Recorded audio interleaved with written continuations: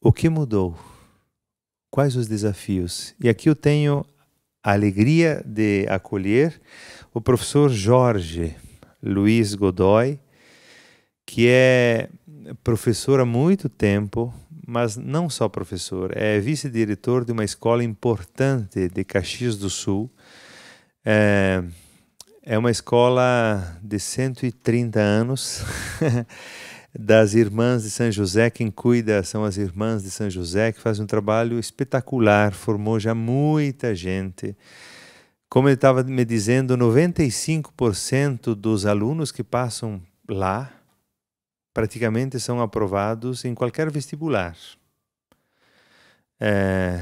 Por isso tem um conhecimento muito grande. Bem-vindo, Jorge. Olha, dizer que é um prazer estar junto contigo novamente, falando de uma área extremamente encantadora, que é a questão da educação, né? Nós falamos muito hoje da necessidade de uma sociedade livre, uma sociedade justa, uma sociedade fraterna, igualitária, e isso só é possível com investimento na educação. O que verdadeiramente liberta o ser humano é a educação. O que verdadeiramente constrói a justiça social é a educação.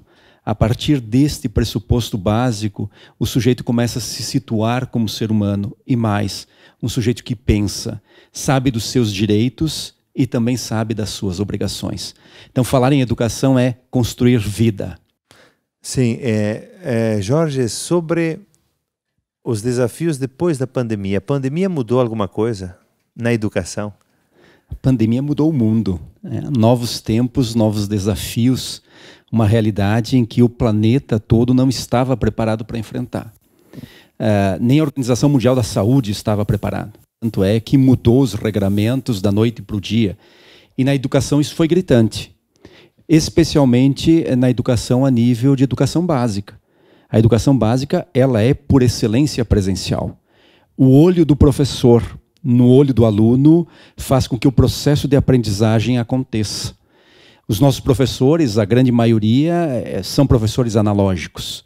E, de repente, com a pandemia, da noite para o dia, tiveram que se transformar em youtubers da vida, para, através de uma tela, encantar os estudantes e fazerem com que o processo de ensino-aprendizagem não se perdesse. Uhum. Então, nós verdadeiramente tivemos que investir muito na maneira virtual, na forma de trabalhar, para que este encantamento e principalmente esse desejo pela aprendizagem pudesse efetivamente acontecer. Então, a academia da escola teve que se refazer. Claro, tivemos muitos ganhos. Eu diria que a pandemia não arruinou o processo, pelo contrário. Talvez a pandemia tenha trazido para a escola aquilo que nós precisaríamos de 2 ou 3 décadas para trazer, que é a mudança da escola. Nós falávamos muito que a escola precisava mudar, que a escola atual não atendia mais às necessidades dos jovens, porque os nossos jovens são jovens digitais, são jovens que têm uma interpretação e uma vivência de mundo muito mais ativa do que eram os jovens do passado. Sim. E que a escola não tinha acompanhado todo este processo de evolução. A pandemia fez com que a escola tivesse que, da noite para o dia, se reinventar, sair da caixa tradicional e ir de encontro ao mundo dos jovens. Então foi um desafio muito grande para as instituições, mas, acima de tudo, para os educadores, para os professores, que tiveram que enfrentar isto com disponibilidade, com garra, com determinação, com persistência, se renovar, se refazer para poder atingir o seu aluno que estava em casa. Essa reinvenção, de fato, vai acontecer? Está acontecendo? Ela está acontecendo. Até hoje, o ensino continua sendo híbrido, ou seja, mesmo que os professores hoje tenham saído das suas casas, e isso é importante que se diga, né, porque durante a pandemia, o professor deu aula de casa. Então, da mesma forma com que o aluno abriu as portas das suas casas através das telas dos computadores, os professores também tiveram que abrir as suas residências. Então, houve uma troca de cultura residencial neste processo de pandemia. Agora o professor voltou para a sala de aula. Hoje é facultativo, é uma opção da família estar na sala de aula, ainda no Rio Grande do Sul. Em alguns estados do Brasil já é obrigatória a presencialidade, fica em casa quem tem comorbidade, mas mesmo hoje, o nosso professor, estando na sala de aula, ele continua trabalhando com alguns alunos em casa. Nós estamos na educação infantil e no Fundamental 1 e 2, nós estamos com uma média de 90% dos alunos presentes sala de aula, mas temos 10% dos alunos que nós não podemos perder. Então, esta inovação, ela continua presente na escola. O grande desafio é, a partir do momento em que efetivamente todos os alunos estiverem em sala de aula, nós fazermos uma depuração. O que nós aprendemos, o que veio de positivo com este avanço tecnológico e que deve ser mantido, e o que nós temos que ressignificar ou talvez até eliminar. Mas esta mudança ainda está presente e muito ativa. Se deixou muito de lado a questão do papel, que tem a questão ecológica, tem a questão do peso das mochilas, né? Os livros, hoje já se falam em livros digitais, onde o aluno vai aprender a didática através também da interação com o computador, com o acesso à internet. Enfim, isso tudo veio para ficar e vai ficar na sala de aula. E essa questão do olho no olho, que é a presencialidade, isso é muito importante, tu disse, porque o processo de aprendizagem se dá ali. Então, a mudança que tu está indicando não é para tirar esse elemento. Não, sem sombra de dúvidas. O professor é o elemento essencial de todo o processo de ensino-aprendizagem. Não mais como centro do saber, mas como o mediador do processo de construção do conhecimento. Este é o grande desafio. No passado, o professor era a excelência acadêmica. Nele se concentrava toda a sabedoria. Hoje, com a quebra do paradigma das fronteiras territoriais, hoje o mundo globalizado, ele não está mais no discurso, mas ele está presente no dia a dia, na vida de qualquer cidadão. Se nós pegarmos qualquer coisa que nos rodeia, é algo que veio do outro lado do planeta. E está aqui presente conosco, faz parte da nossa vida. Os acontecimentos que estão acontecendo aqui hoje em Caxias do Sul são transportados para o Brasil como um todo e do Brasil para o planeta como um todo, mas a essência de todo esse processo, de toda essa construção, continua sendo o professor. Não mais com essa centralização do poder do conhecimento, mas como alguém que vai mediar o processo da construção.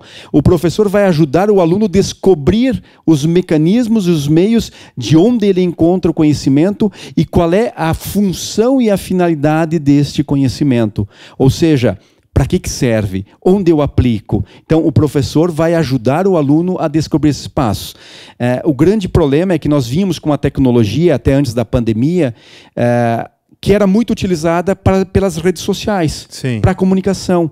Só que esta ferramenta tecnológica da internet, ela vai muito além da comunicação, das redes sociais. Das redes sociais. Ela vai em busca do conhecimento, do encontro, do discernimento do que é conteúdo e do que é fake, do que é um fato, do que é uma história que se constrói ou do que é algo que foi inventado, de uma mitologia, de uma verdade que efetivamente não tem comprovação científica.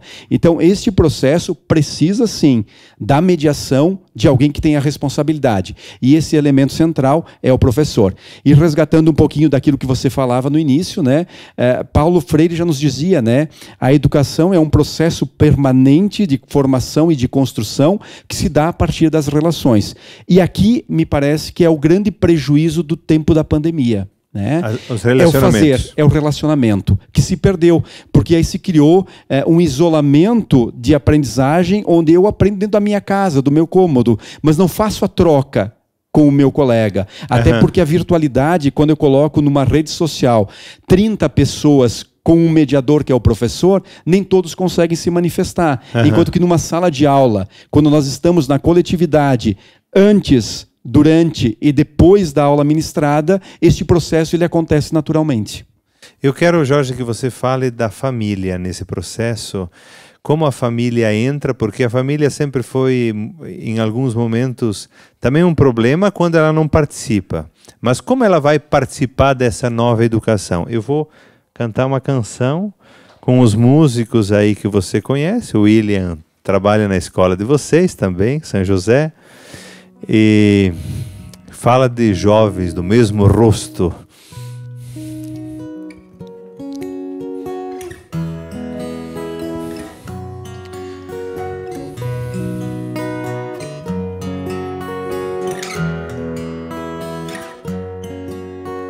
Dizem que o sol deixou de brilhar, que as flores mais belas não perfumam mais, que os jovens teriam deixado de amar, de crer na esperança de poder mudar, que as lutas e os sonhos o vento espalhou e que envelheceram as forças do amor.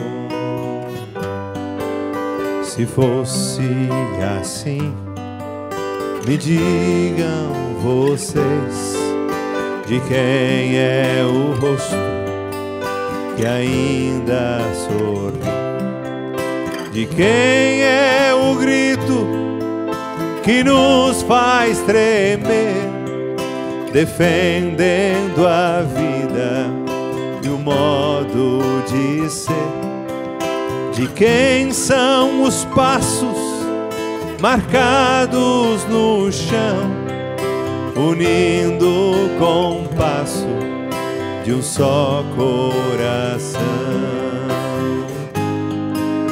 Enquanto existir um raio de luz e uma esperança que a todos conduz, persiste a certeza plantada no chão, ternura e beleza não acabarão, pois a juventude que sabe guardar do amor e da vida não vai descuidar.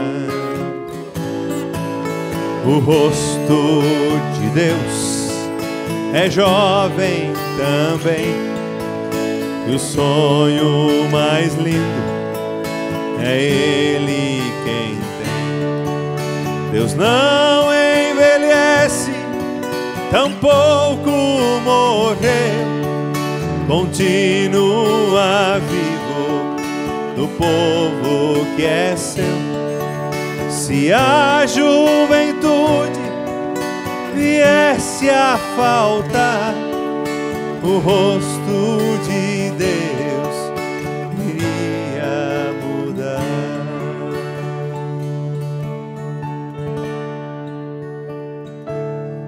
Laiá, laiá.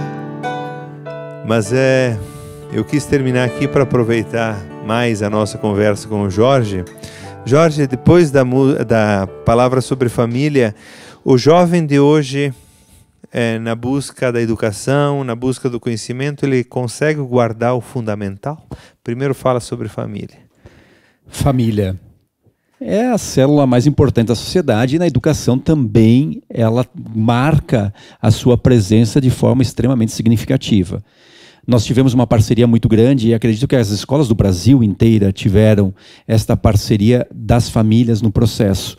Porque em alguns elementos, vamos pegar a educação infantil, Fundamental 1, a família foi extremamente importante, porque as crianças na frente de um computador, tenha sido 2 horas por tarde, precisou de alguém que orientasse, precisou de alguém que esteve ao lado, que ajudou a fazer a tarefa de casa, que pegou o bloco pedagógico e deu um sentido ao bloco pedagógico.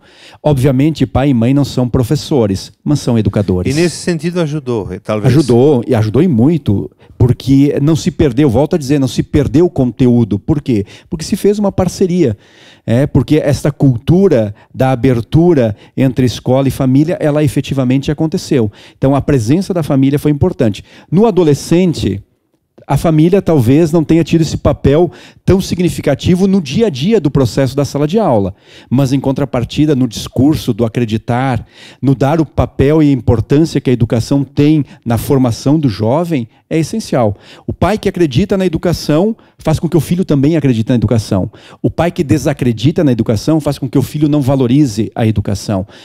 Então, efetivamente, a família tem um papel primordial. Nos pequenos, o acompanhamento, a presença diária. Nos grandes, a motivação, o estímulo, até para a superação do cansaço. Uhum. Porque, inicialmente, isso é importante que se diga. Nós vínhamos um discurso de que o exagero na frente de uma tela de computador fazia mal. E de repente, deste exagero, nós estamos pedindo, olha, fique adolescente conosco 3 horas, 4 horas na frente de uma tela de computador. Então, isso cansou. E a prova está aqui, muita live, muita informação que vem, as pessoas estão deletando hoje porque cansaram, porque precisam do contato humano. Então a presença do pai e da mãe, da família, com o adolescente, como elemento motivador, dizendo só, isso vai passar, e a pandemia vai passar, já está passando, mas mostrar para eles que este momento de dor, de sacrifício, de temporal, faz com que depois o sol tenha um outro sabor, que depois aquilo que vai acontecer na sala de aula verdadeiramente seja ressignificado. Tanto é que quando os alunos voltaram para a sala de aula, o encantamento, a admiração, a alegria deles foi intensa. Nós sentimos a vibração deles de estarem de volta para a sala de aula. Eles sentiram falta da presença do colega, do encontro com o professor, e isso foi extremamente marcante para os alunos. E sobre essa questão ali, os jovens não vão deixar de guardar aquilo que é importante. Como é que você vê? Tem contato com tantos jovens? São quantos alunos lá na escola? 1.900. 1.900. É uma galera boa. Eu acredito muito na força da juventude. Eles têm um potencial, competências e habilidades extremamente grandes e fazem bem feito, Ezequiel. As pessoas, muitas vezes a gente ouve muito, estou desesperançoso porque a juventude de hoje não é mais como a juventude antigamente, não tenho esperanças de... Não é verdade. Não é verdade. Não é verdade. O jovem é bom, ele é competente, ele faz. Porém, ele precisa de alguém que os oriente. Eles não têm a experiência da vida. Eles precisam que alguém oriente e acredite no trabalho deles. E deixe eles fazerem a partir do sentido que eles dão naquilo que estão fazendo. Quando o jovem é o protagonista do processo, quando o jovem traz o assunto para o debate, quando o jovem busca a construção do conceito a partir da sua necessidade, a transformação acontece. Então, o jovem guarda. Sim, o jovem carrega consigo valor, o jovem carrega consigo solidariedade, o jovem carrega consigo o desejo de fazer, de transformar a sociedade. O jovem sabe a diferença entre o certo e entre o errado. O jovem sabe o que é bom e o que não é bom. E muitas vezes, quando faz o não é bom, é porque eles querem testar o limite. Querem ver até onde eles podem ir. E cabe a nós, adultos, dizer, bom, você aqui chegou no limite. Ou aqui você extrapolou e extrapolou nesta medida. Perceba o quanto isso tem de errado. E ele recua, é muito sensível. O nosso jovem é um jovem bom, que vale a pena acreditar, vale a pena investir, porque ele vai fazer a grande transformação no planeta que nós precisamos. Então assim, queremos um planeta novo, vamos investir nessa gurizada que elas vão sim dar uma resposta do novo para o planeta. Jorge, você traz uma palavra de esperança para todos nós, e importante também, para desconstruir alguns conceitos e preconceitos que se criam em relação aos jovens. Eu acho que se nós não acreditamos e não percebemos que a potencialidade está nos jovens, aí nós estamos lascados. Jorge, teria muita coisa para dizer, certamente, eu percebo em você essa força de conteúdo. Provavelmente em outros momentos podemos compartilhar outras coisas, mas diga uma palavra que você acha que é importante para concluir esse momento. A palavra é esperança. Nós temos que acreditar. A pandemia vai passar. No início da pandemia, nós dizíamos que a pandemia vai ser a oportunidade para as pessoas saírem melhores. Na realidade, quem era bom vai ficar melhor ainda. Quem não era tão bom, talvez tenha tido a oportunidade de melhorar. Nem todos aproveitaram a oportunidade, mas eu tenho certeza de que nós vamos sair fortalecidos, nós vamos conseguir construir um mundo novo, dando a oportunidade às pessoas de fazerem, das pessoas serem aquilo que verdadeiramente são. Porque as pessoas são boas, a essência do ser humano é boa. O que nós não podemos fazer é destruir esta essência. A corrente do bem se multiplica quando nós damos espaço para que ela possa se multiplicar. Jorge, muito obrigado, parabéns, um abraço às irmãs de São José. No início da minha vida de padre, eu estava junto lá no Colégio São José em alguns momentos que foram muito significativos. Um abraço, Deus abençoe e continue educando, ajudando a construir o conhecimento e o sentido do conhecimento para os jovens. Que assim seja e que a gente possa se unir numa grande corrente do bem e fazer essa transformação acontecer. As pessoas podem mudar o mundo, sim.